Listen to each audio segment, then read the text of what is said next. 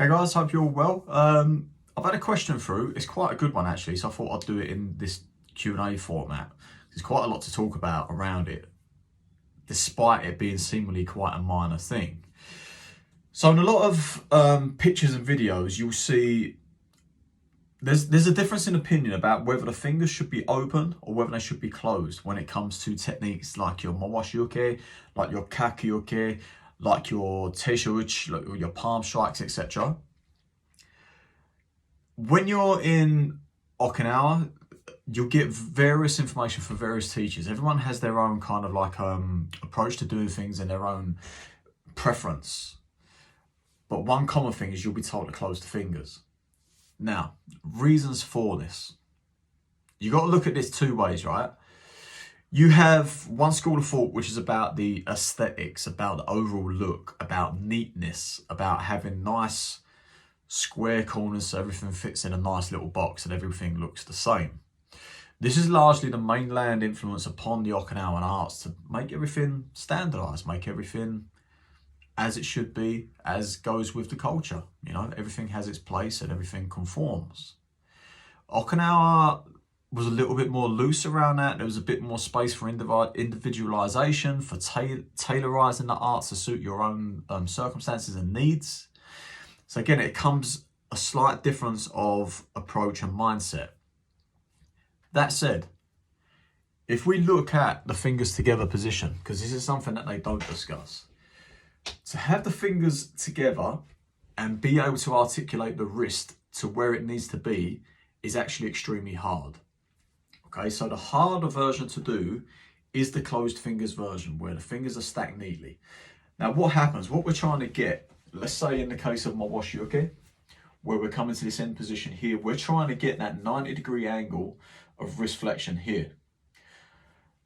Now, while you have that, we're also trying to spread the palm. In order to spread the palm, we have to pull the fingers back. So we're spreading all those little bones inside the hand, arming up the back of the hand. The back of the wrist needs to be strong so that you don't lose that angle. We need to arm up the back of the fingers so that they can't be pushed forward either. Squeeze them together and open that palm. Now you see this shadow right here. My palm is not spread as much as it should be. I need to actually open it more.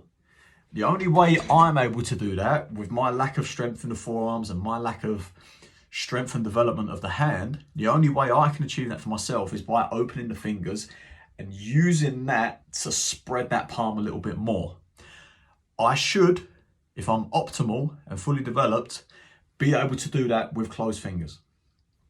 Okay, so sometimes when we look at videos of people, when we look at performances of kata, we're looking at the fingers. We're looking for life in the palms. We're looking for life in the fingers.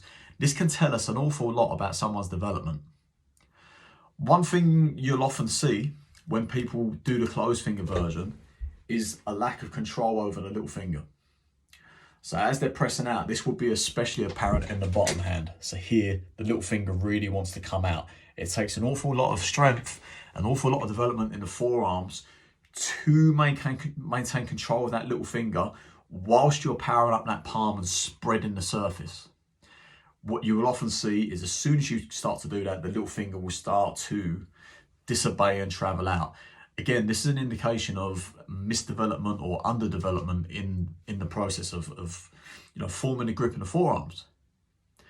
To come back to now the person who asked this question, to come back to another point you made around Miyagi Sensei's nickname of Miyagi, I can't remember the second part of it, but about the meat tearing, how his grip was so strong that he could grab strips of meat and raw beef and pull apart. I don't know if any of you guys have tried that. It's incredibly difficult. Raw chicken, apparently he would get slices of raw chicken, just peel them off with his fingers and throw them, to feed whatever. I don't know what he was feeding. This is one story I got told. The story I got told, he was taking slices of raw chicken to feed to the chickens. For me, that seems a little bit weird. I'm not sure about the validity of that story, but there you go. Anyway, the ability to rip raw chunks of meat. I was told from a student of Miyagi Sensei, Mr. Kinjo Sekichi, one of my favourite ever teachers that I trained with, Now, Miyagi Sensei's grip was so strong that if you punched and he caught it, he'd squeeze your hand and the pain would be so much that you'd be immobilized just from the strength of his grip. He could grab coins and do the old strongman trick of, bending coins with his hands. His nigiri game, apparently I was told, weighed 95 pounds each. My nigiri game, my weight maybe, they were 30 kilo each. When I was really training the Hojo Undo, I had 30 kilo each on the nigiri game. That was as heavy as I got, and that was obscene, Couldn't hold it for very long, but that was probably as high as I got. So to give you an indication of Miyagi Sensei's strength, it's a real eye-opener. You're like, whoa, his grip must have been something special. And it's something that everyone mentions, so there must have been something to it, something behind it.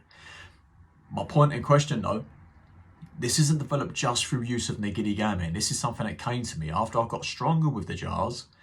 I started thinking, well, my grip still doesn't feel great. When I grab hold of stuff, it still doesn't feel developed.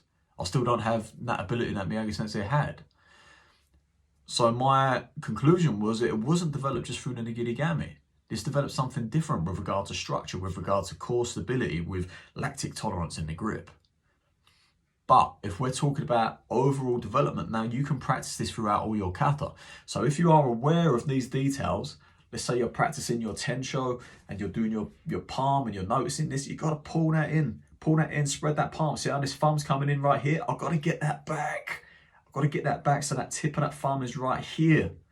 Again, it's an indication of me now I'm not fully developed. So I need to work on that more. Every time in your kata you do the kakyoke, be looking to arm up those fingers. Those final flanges right here, these need to hook in as well as spreading the palm. You also need those final tips right here. These need to be live and developed so that you're able to hit, so that you're able to block with the fingers either way. Ultimately, this lengthens your levers. So if we're talking about these techniques when we're becoming seipai, you need the ability to fishtail, to be able to take away an obstacle, to be able to block even weapons, take with your fingers. Ko Sensei, he'll take a bow. He takes a bow with one finger. It comes in, he blocks it, grabs it with a one finger, and he has it right here. Again, to come back to what we're doing in Super Empe, for those of you who do the Ippon Ken version. So you see how all this stuff starts to overlap and interrelate, but it starts with the development of the hands, the palms, and the forearms. This is your Goju Ryu.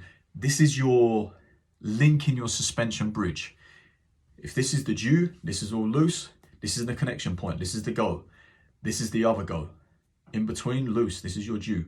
So I can take that back to your Sanchin. Hard, soft, hard. So we start to develop those links in the chain. Okay, anyway, have a play with that. Look specifically at the hand position. Experiment with this fingers position. If you can't get the fingers together with control, you have no right to be doing it with your fingers loose. And this is a lesson for me as well, so I'll need to listen to this video myself. Okay guys, enjoy training and I'll speak to you soon.